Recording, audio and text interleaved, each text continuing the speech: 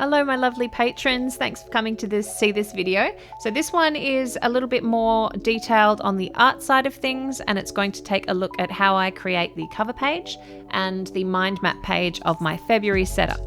So I hope you enjoy this real-time look into how I create these things. If you haven't seen the full setup video, that's on my YouTube channel, so check that out if you haven't seen it yet. And yeah, I hope you enjoy. Let's get started. All right, so I'm going to use my Pigma Microns, and I'm going to use the finest pointed one that I have, which is the 01. And I'm going to go over everything, all of my sketch with the fine liner before I go in with the watercolors. Just going to lighten the sketch by going over it with my kneadable eraser. This thing is a lifesaver. If you hate eraser shavings, this is ideal. Try and use the lightest amount of pressure in these drawings because I don't really want the black to come through too harsh in the final piece. So just try and almost do dotted lines and just lift your pen off as much as you can. I did go a little bit too hard here, but hopefully that won't matter in the end.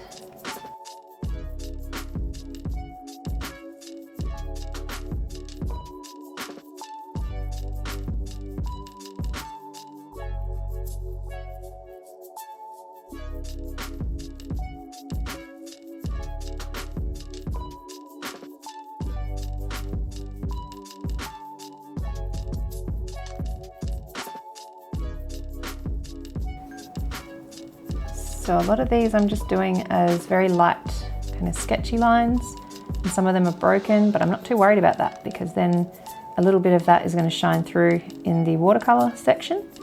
And I've even had an idea that I might do this, try and get that bronziness of the actual sculpture. So thinking of doing this in watercolor mixed with those new gold watercolors that I tried last week. I'm excited to use them again, so I'll mix them in with red and see how they go.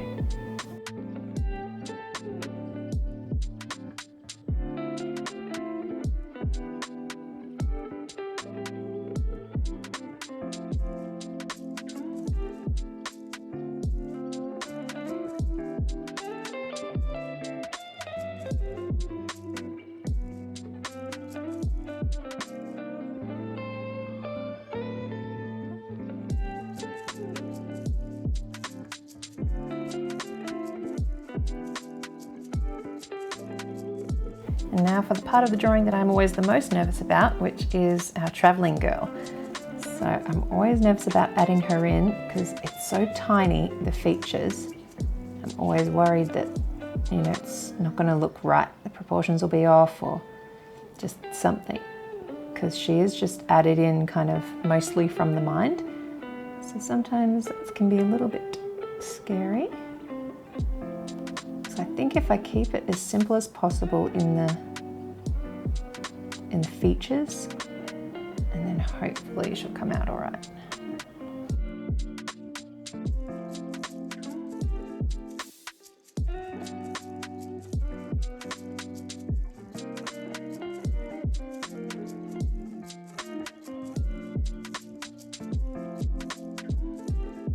So yeah, there's definitely something weird in the face. Maybe we'll be able to fix it a bit later, hopefully. Maybe it's the lack of eyebrows. It could be that little speck on the chin, but maybe a white pen will fix that later. We'll see how we go.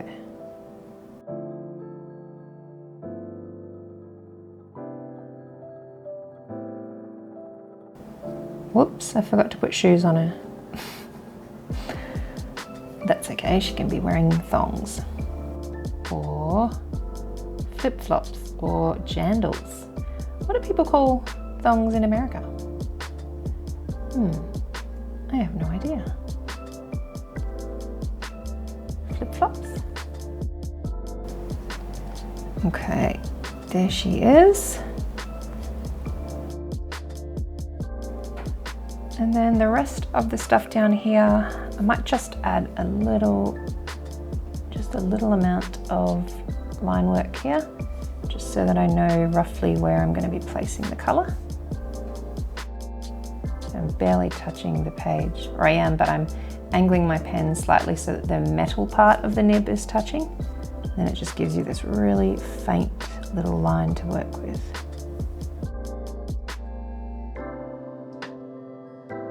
Okay, I think that should do it. Now it's time to start putting in the colour.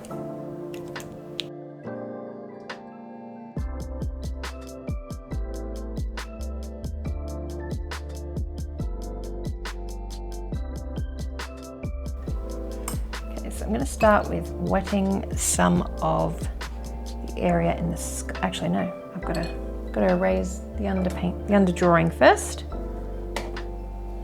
So using my kneadable eraser, erasing that sketch. Then I'm going to start with the sky, I think. So I'm just putting quite a large amount of water. I mean, not saturating it, but definitely making all this area wet and stopping with kind of a crisp line at the horizon where those mountains are.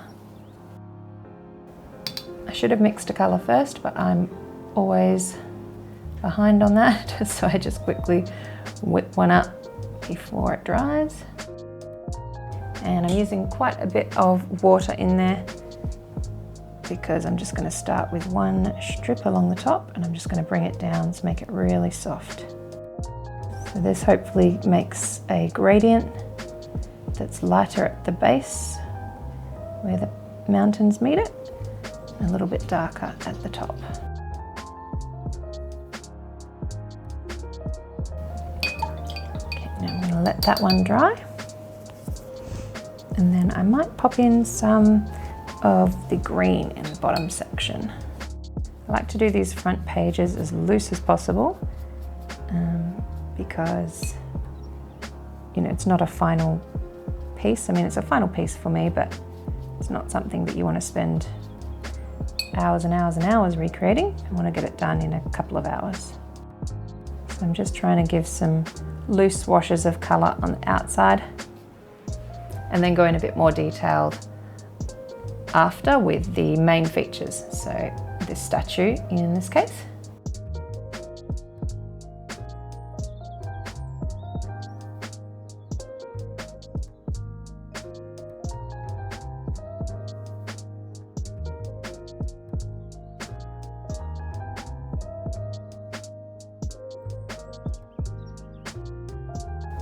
I've just made like a sort of a dirty, dark purpley blue. I'm not sure quite how to not quite sure how to describe that one. This is just for my mountains that are in the distance. I'm just going to drag that across those back mountains. And then there's lots of different variations within the shading on these mountains. So I'll just try and add little sort of dabs of darker colour and lighter colour throughout them.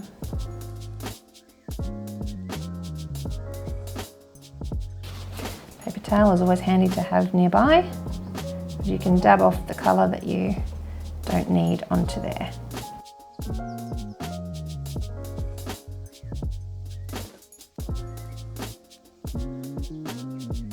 So by drying this brush off a little bit on my paper towel, kind of giving a different sort of shape to the bristles, which is allowing me to make sort of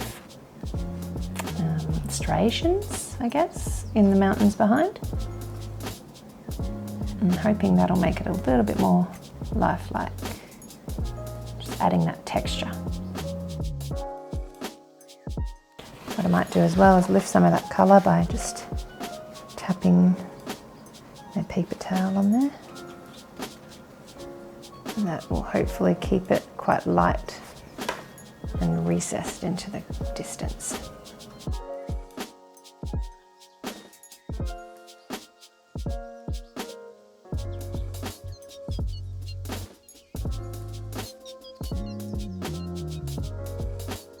So I'm now trying to mix a deep green, but I really don't want it to be too vivid a green, so I'm trying to add, I'm just kind of guessing, but I'm adding browns and mustards, kind of just to tone it down and make it not as saturated in the green. So something like that might work. think it might need to have some darker bits through it though, so I'll add that in on the second layer, I think.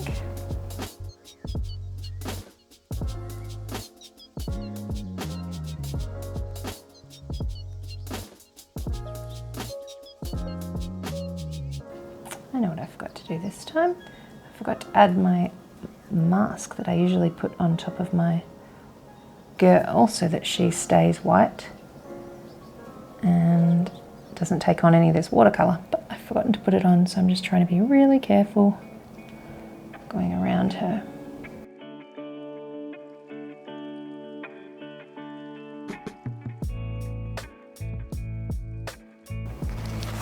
I'm just trying to lift some of the colour, but no, it's dried too fast anyway.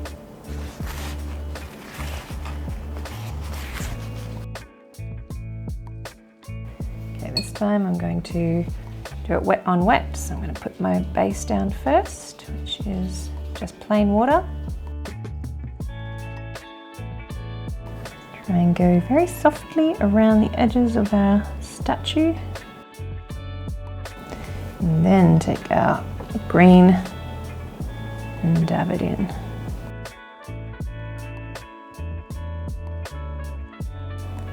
Kind of liking it really loose. Then I can just add some darkness in a bit. Hopefully that will work.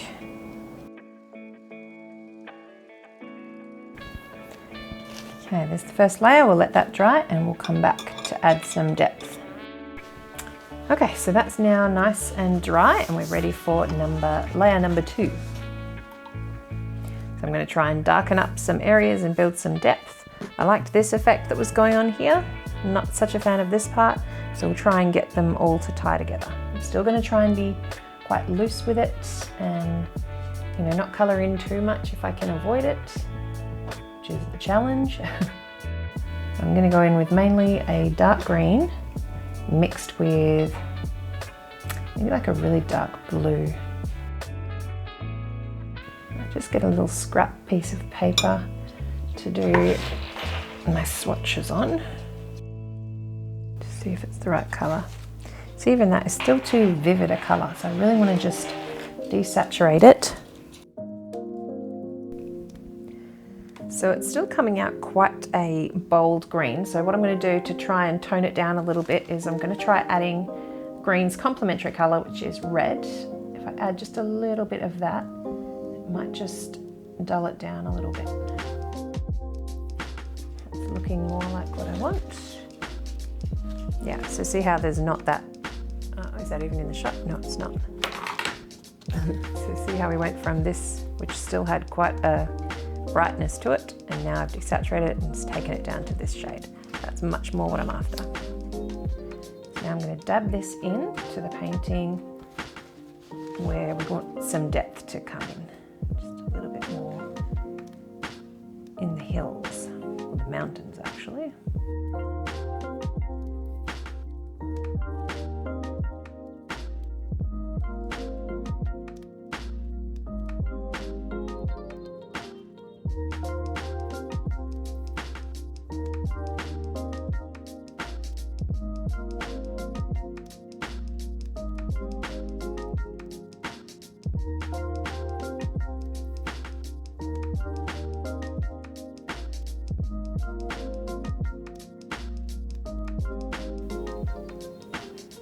So here I'm trying to dab in the trees down along here, trying to keep them really loose and just kind of tapping in different shapes to hopefully dry looking like trees in the distance.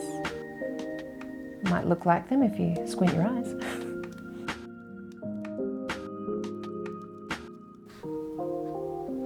And here I'm just twisting my brush to kind of place the dabs in different ways, so that it doesn't look like the same angle is being hit every time.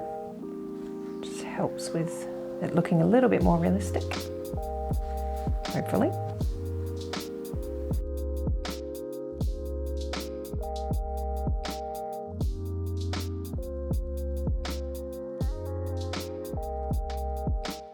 All right, next layer, let's let it dry. So now it's all dried and I'm quite happy with how this part here has turned out. It's not too detailed, but I think you get the idea of what it's trying to be. It's trying to be a little landscape. So now I can go in and add some color to this guy. And for this, I want to try something a little bit different, and I don't know if it's going to work, but we shall see. So I want to get some of the gold here, which is this red gold. Just going to wet it a little bit. And then I'm going to see if I can make it a little bit bronzy by adding some red to it from the normal watercolors. So use our little scrap piece to test it. Yep, I reckon that's going to work. A few layers of that should do it.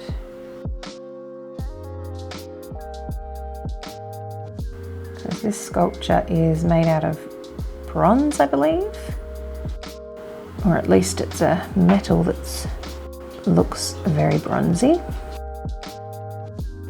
Actually, it might even be steel with an axolotl finish, like a rusted steel, rusted aluminium. You know what I mean. Corten steel, there you go. Came back to me. Should really just swap my brush out for a smaller brush. I'm being lazy. And I figure, hey, I've done like 80% of it now, why bother? And that's usually where it bites me in the you-know-what. And now I've done that, I've just realized I missed a whole patch of green. Whoops.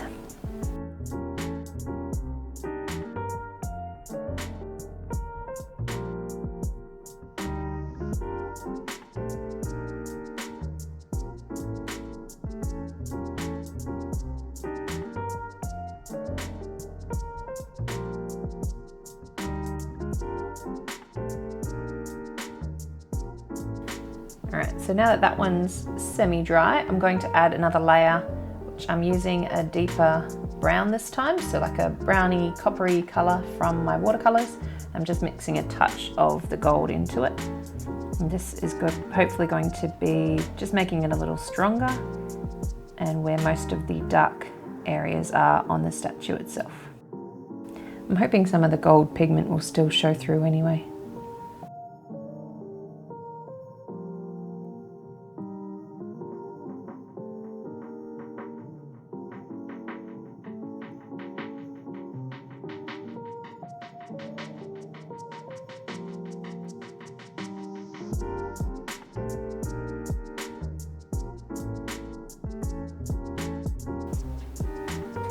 Now I'm just going to darken up the bronze a little bit to add some shadows in here.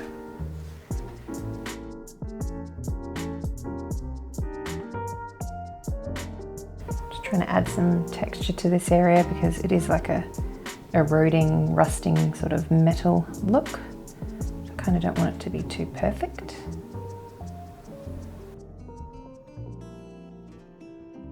It's interesting that some of the gold glitter in the paint that I use is actually sort of broken away and spread into just clumped areas. I'm not sure that I really like that. Let's see how it turns out in the end.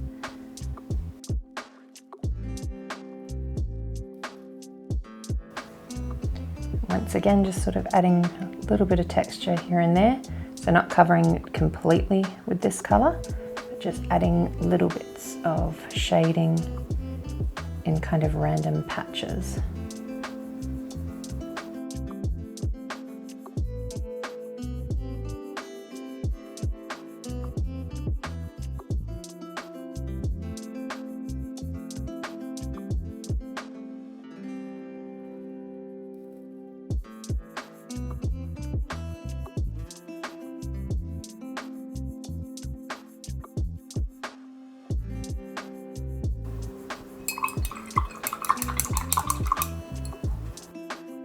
Now I normally like to do a feature colour on the girl, but I don't know what feature colour to do this time.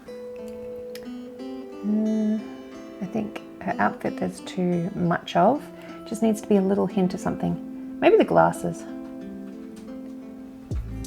I'll give her some gold already gold. Sunglasses.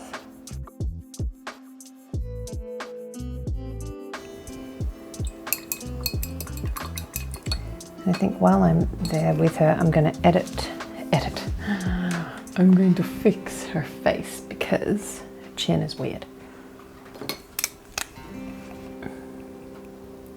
I'm just using my gel pen to hopefully expand her chin a little bit.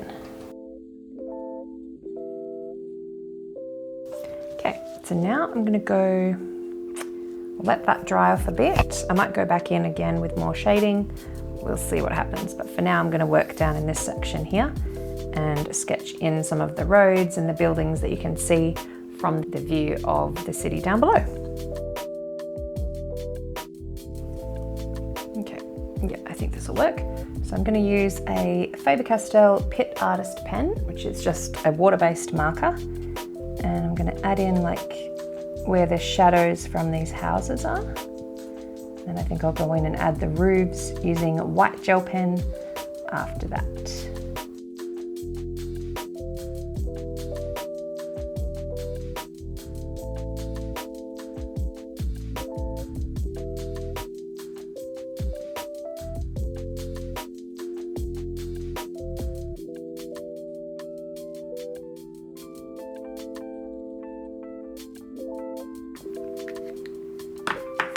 Top, I'm going to go in with the white.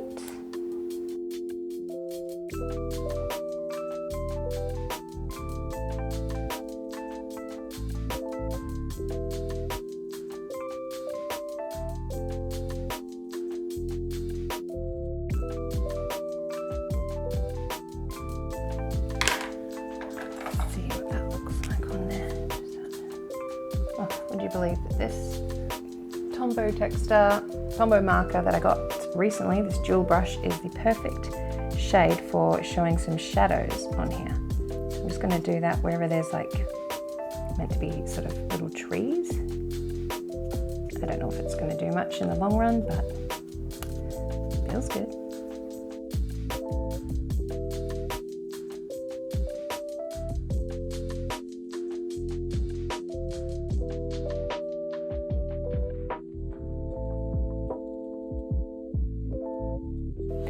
All right, so I think I'm happy with the base work now, and now I'm going to go back on top of this guy and try and make him a little bit more detailed, because we've lost some of the black outline from before when we went over with the watercolor, because those gold ones are so pigmented that it hides all the stuff that's underneath. So that grey does not work. Let's go back in with the black. Not that I want him to have an outline all the way around, so I might actually just do it on the really darkest shadowed areas. That might give it a bit more life as well.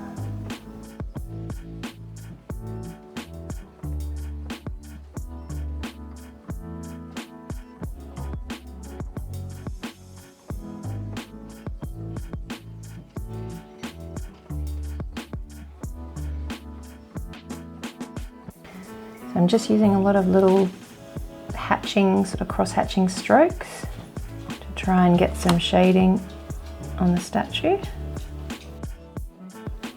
And it's definitely helping to pop that forward into the foreground. I think it was needed.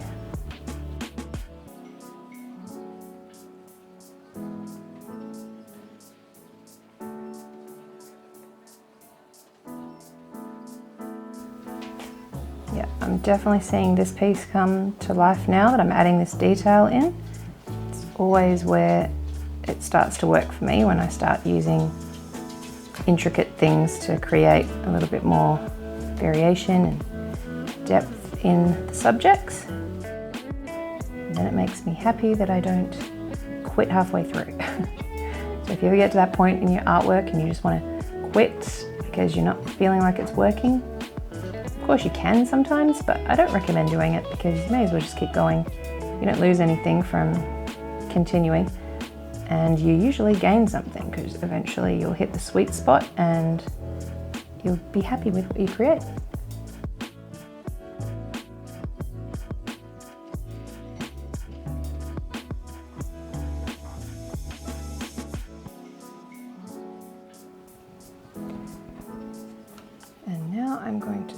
adding some highlights in using my white gel pen on top of this sculpture's head, where the sun is hitting it super harsh. It's almost pure white there.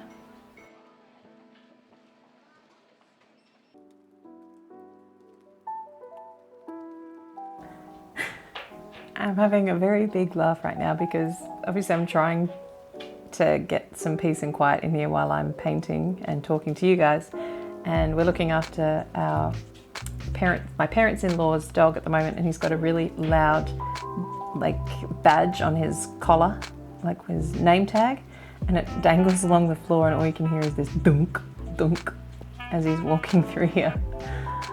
So quite noisy. There you go. Can you hear it? Funny.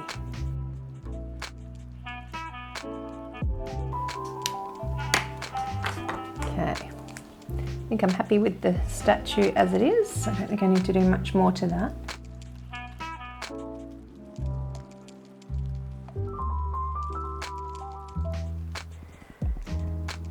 Okay, I feel like something's missing, but I don't quite know what it is. So what I might do is finish it there. I'll cut it out, stick it into my journal and see if there's anything more that I can add. I mean, I might be able to do more detail down here, but I'm not sure if I want to just yet. So let's cut it out and see how we go.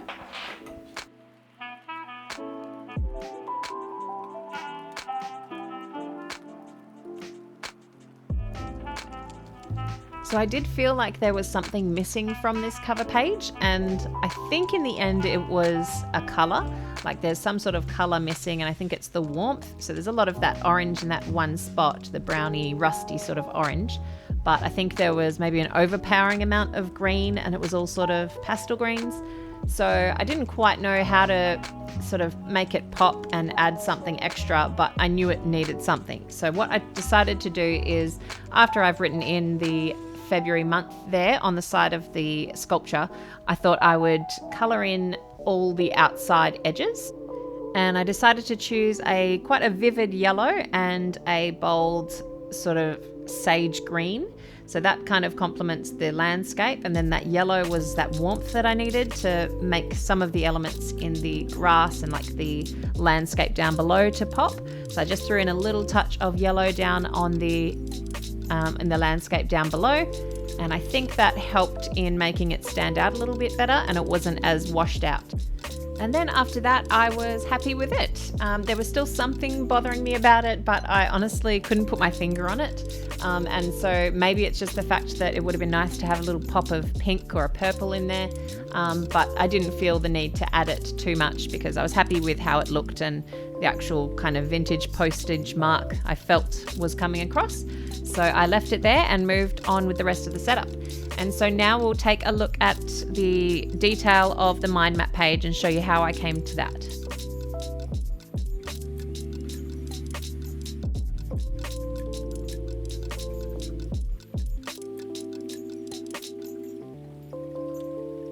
Okay, so for this month's mind map, I'm doing it a little different to usual because usually I go for more of a face shot, something close up. But this time I'm going with kind of an idea of the postage stamp that I found, another one that I found that was showing the Andorran traditional dress. So first I'm just going to clean up my sketch and make it a bit lighter because I haven't quite figured out how I'm going to colour this yet. I wasn't sure whether to use paints or markers or just stick to my usual coloured pencil with a little bit of marker in it. But I've done it on a separate piece of paper this time because I'm going to be now offering printables of my bullet journal setups. They'll be available through my Patreon, which you're probably watching this audio on, or through Etsy to download as well, and my shop to download. So anyway, I did it on plain paper so that I didn't have to Photoshop out all the little dots that sometimes can get in the way of artworks. So let's try and do something with this.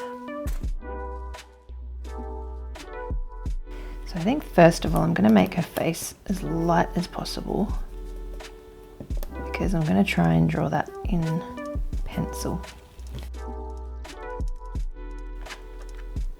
So this particular person is someone that I've just used from a couple of references. I had a reference for the position and then a reference for the hair. So the face is kind of just created from my mind, but there's not much to it because, you know, it's just like very small and it's more focused on the outfit than the actual face details. So what I'm starting with is a skin tone undertone, which I'm going for a yellowy sort of base. And this is using the Prismacolor pencil in cream. And I just do that softly over all the areas of skin.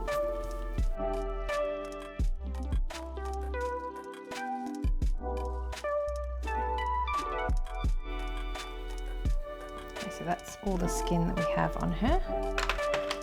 And now I'm going to go in with a peachy sort of colour. Where's my peach? The light peach. Just got to sharpen it because it's always good to use really sharp pencils when working with coloured pencils, just to try and get the, I guess so you're not pressing as hard, so that you're not ruining the tooth of the paper. But having said that, this is a super smooth paper I'm working on because I was going to be doing markers on it.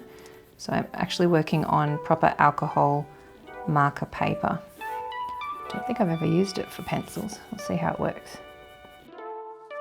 So the idea that I'm doing here is just starting with the lowest or the lightest shade of your skin tone and then slowly progressing upwards and getting to the darkest sections.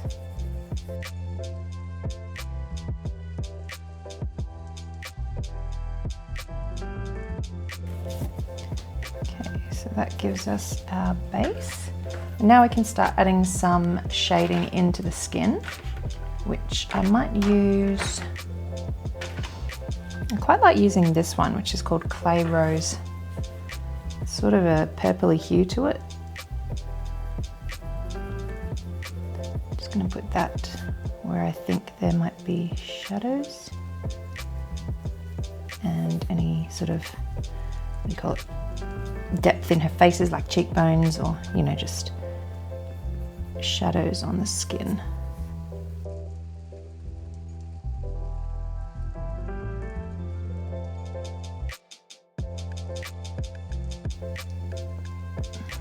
Okay, trying to do the facial features. It's pretty tricky on such a small face. And also when I'm drawing without filming, I lean right over my picture, like my head's right close up to it. So I can't really do that right now because all you'll see is the back of my head and not the drawing. So I'm trying my best to do it from a distance. Just adding some cheek shape here and just some shadows in the eye sockets and then under the lips and then the top lip as well.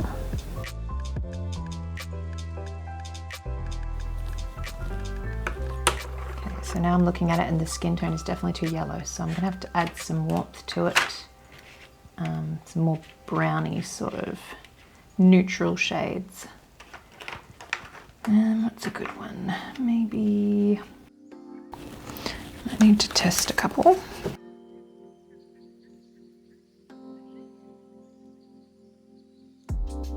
Yeah.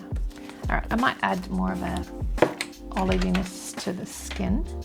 So we use the burnt ochre, and I'm only going over it very softly because we want to try and keep those shadows in there as well.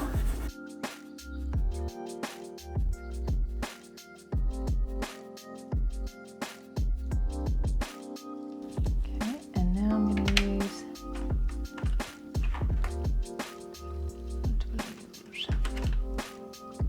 I think I'll use regular peach now over the top.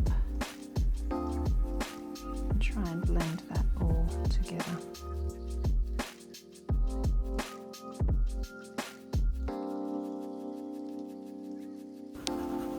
Let's hope some fine liner will make this look a little better. because I am not liking it right now.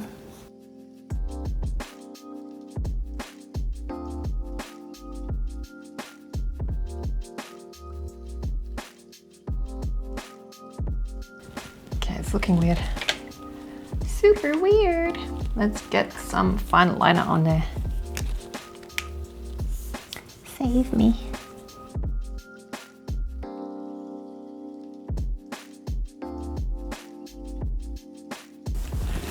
Okay, she's starting to look less creepy.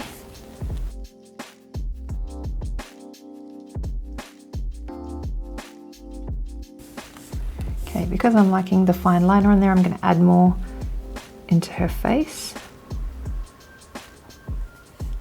to hopefully set that apart from the rest.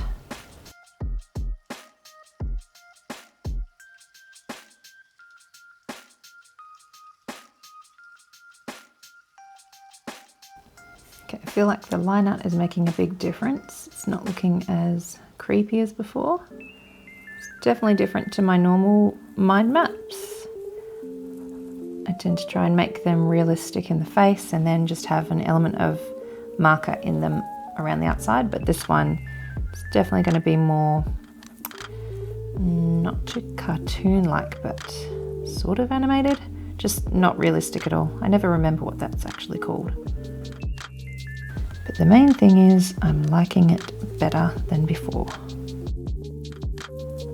So these shoes she's wearing are part of the national dress. They're called espadrilles, which are actually really, well, have been in fashion now for some number of years, I think. Because I've seen them in the shops a lot in the last few years, so they're still going strong.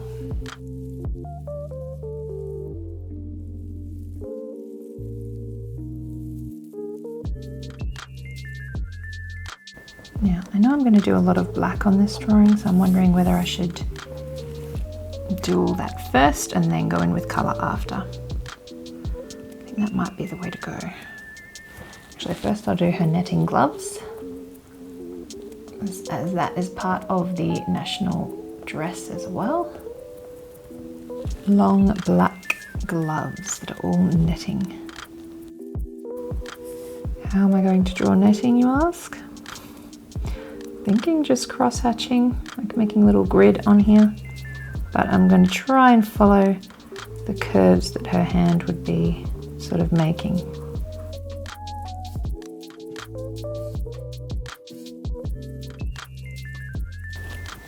There's one, and now for the other one.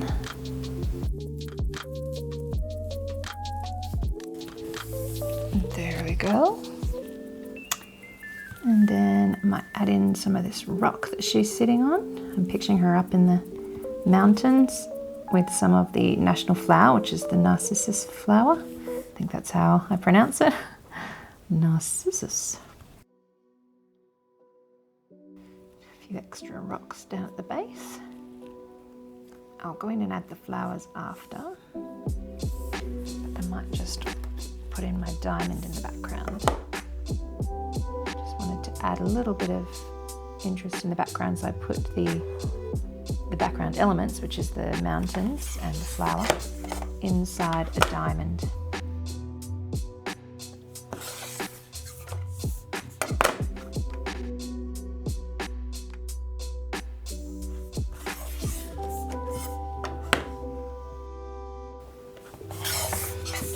And here we go.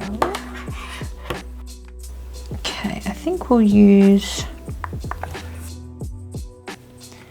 we'll go black for, I kind of want to go a black skirt, but no, it needs to be a floral colour, so let's just go black for the shawl. I'm going to sketch in where the flowers are first,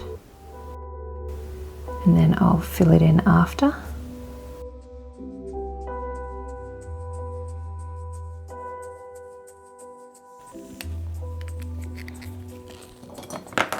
See if I can speed up the process by using this marker.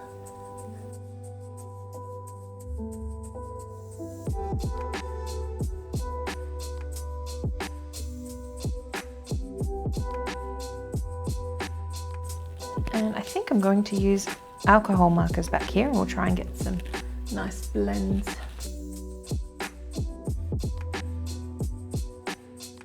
These are the markers I have, are these Ohuhu ones. Unfortunately, they're not brush tips. I really wish they were. I'd use them a whole lot more if they were. Let's go for number 77. And I have a swatch chart also that I'm choosing from. Okay, so I'm going to start with colouring in the sky up here.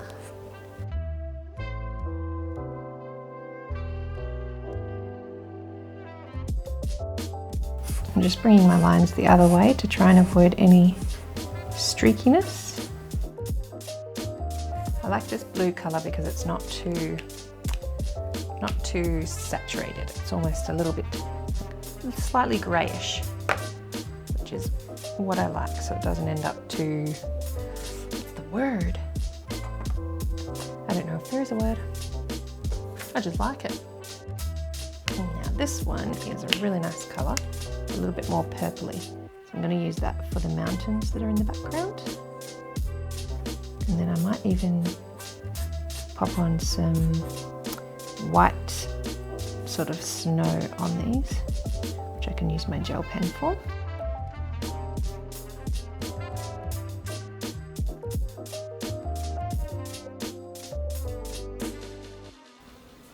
And this, I'm just dabbing that purpley colour in and trying to make it look like trees that are down on the mountains in the distance. And I'll just go over some of the areas in the green. There we go. Okay, now I think I'm going to use, I might give her dark hair. Dark brown hair, I think, would work. 94.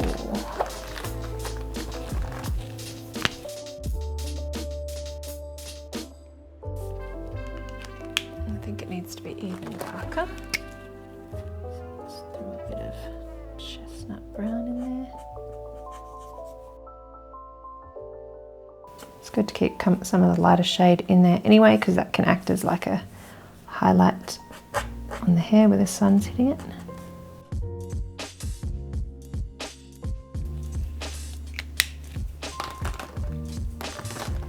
She's reminding me of Sandra Bullock. That's who she looks like. Am I the only one that sees that?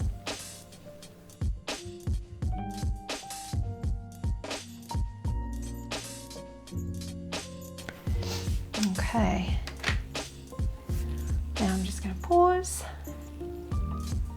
And I'm going to have a think about what colours I want to use for the skirt.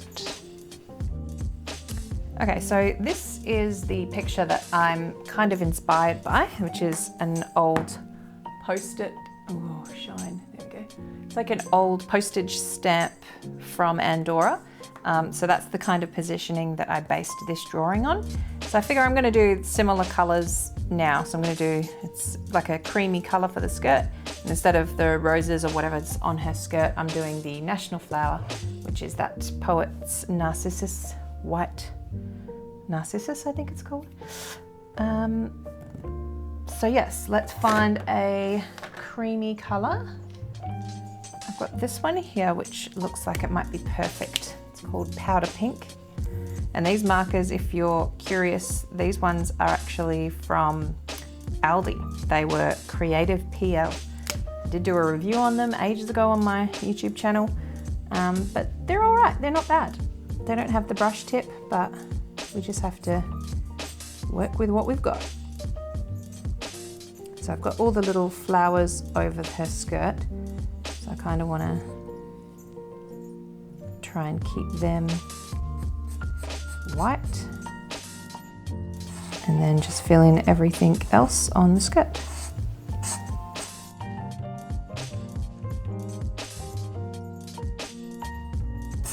We should have erased a little bit more of this.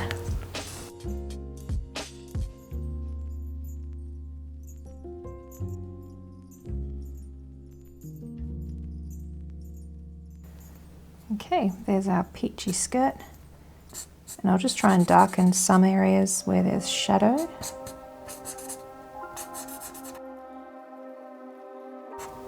I love the squeaking of alcohol markers.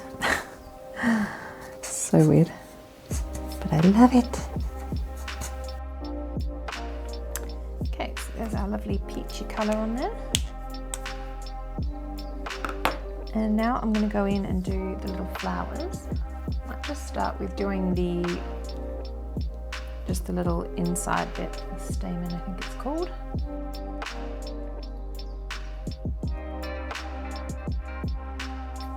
And then there's the red tips just around it. Might just try and dot them on so that it doesn't come on too solid. I need the nib to be super small and it's not.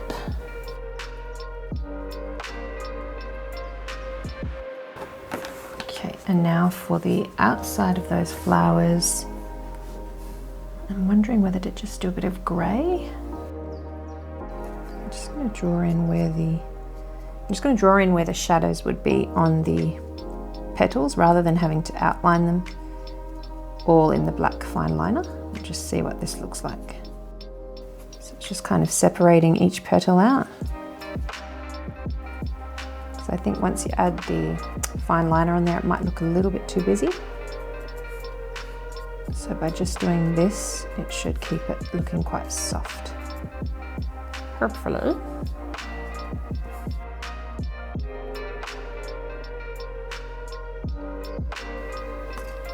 Okay. All right, and now I'm going to move on to the flower sections. So these I'll actually draw out with my fine liner first and then see how much detail we need to add in the colour.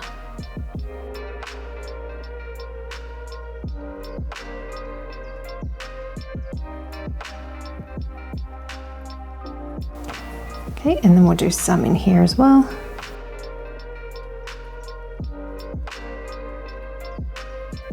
So these flowers here I'm going into a little bit more detail. These ones were very scratchy. This one I'm trying to get more accurate towards the actual flower. And there's a couple of little ones that haven't opened up yet, buds. They've got a real diamondy shaped leaf. And then, do I add colour to those ones or do I keep them as is? These are the problems that I always come up against because I never know whether to stop and leave some of it blank or keep going with the colour and risk over colouring. I think what it needs is perhaps more background colour. I don't know, let's just continue with other things. It'll come to me later.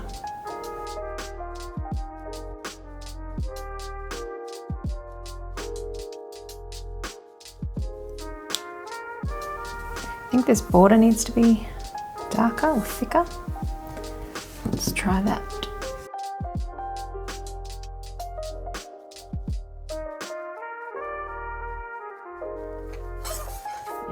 Definitely giving some variation to that line in the background has helped a lot. I think I now will colour some of the flower bits in. I'm going to fill some of this background in again as well.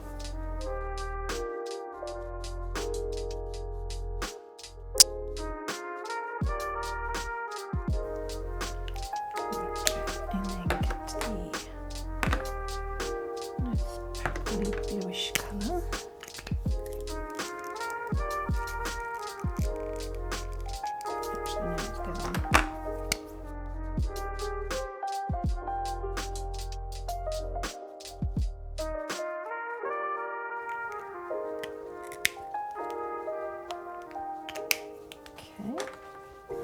Now I'm just going to fill in the little bits of yellow and red in the flowers. And then the little red on the outside. And I think I'll add some more red into her top. Okay, no, I wish I left that white. I'm going to have to go over the top, aren't I? Bam. That's made that area too dark. So I want to bring it back with some white.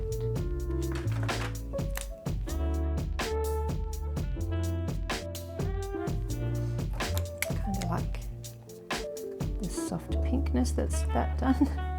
I kind of like the soft pink that's done. So let's throw in the red again and go over the top with the white.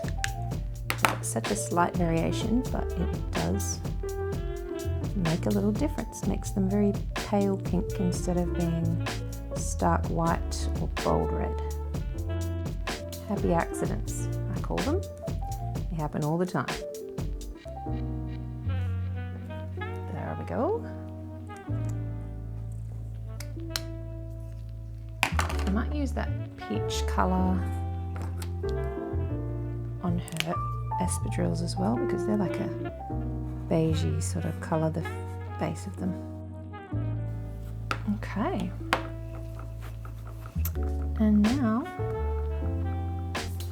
I don't think I need to add anything else. I'm going to cut it out and stick it into my journal and see how it looks, if we need anything more to it.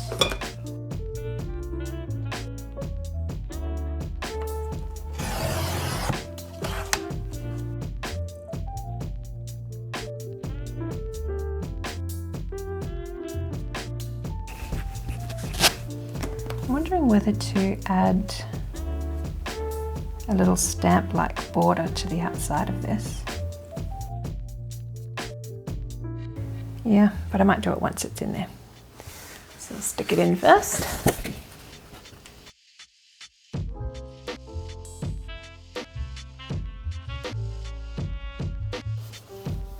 Okay, and now I can continue with this page here, where we do the rest of the flowers.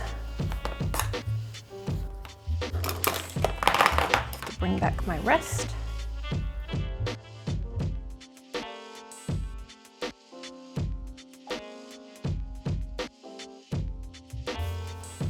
Now, to try and give it a bit of a vintage stamp kind of look, I think I'm going to do a slight border around both.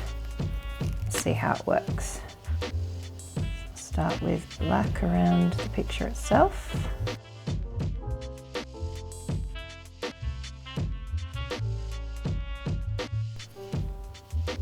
I think I'm going to find a thick marker to create little sort of dots of like where a stamp, you know, stamps have that circle torn bit around the edge.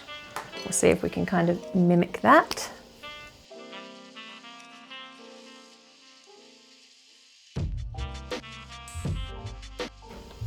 Let's hope this works, because there's no turning back after this one.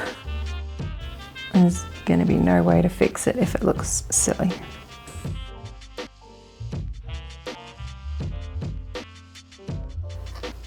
A lot easier than painting in those semicircles on the cover page. They should have done it like this.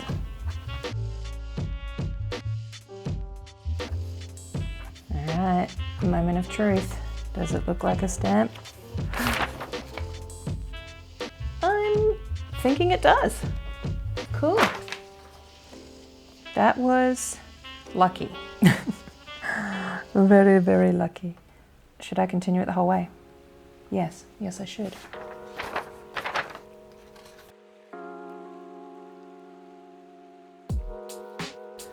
There we go. And now I don't have to continue that border. I might just mimic the border on the other side, which is this guy here. Note to self, don't wear red nail polish when you're drawing. Okay, now we can just colour in these little flower bits and we are done. Aside from all my little extra bits that I always tend to do.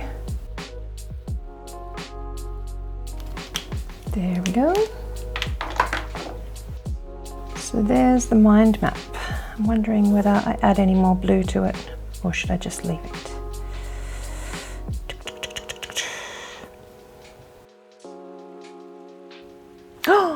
Oh, I didn't see that.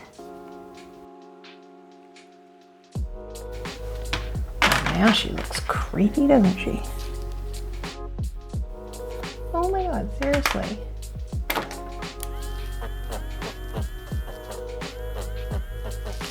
I just erased her lips.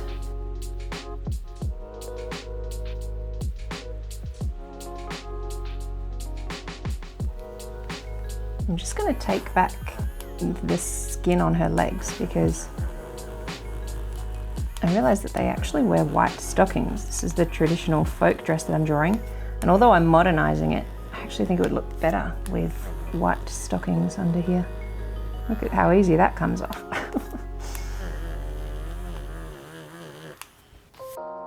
Cool. So that worked.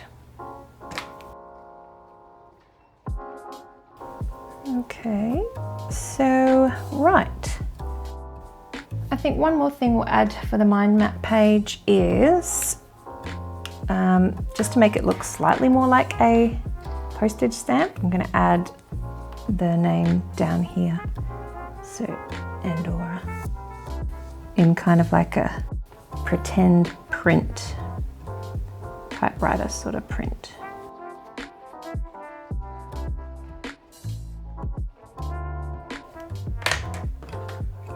And I don't know if I was filming the mess that happened on her face, but some of the black had smudged, so I just had to go in and fix it with my pencils and my eraser, like this.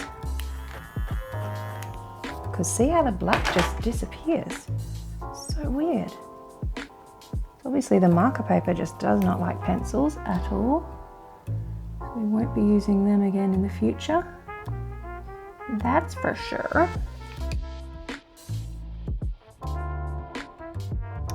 So for a while I thought I was done with this page, but it just kept, something was niggling. I had a niggling feeling that something was not quite right. So I just kind of kept adding color until I was happy with it. I added more contrast by adding some dark green on the stems of the flowers down the front.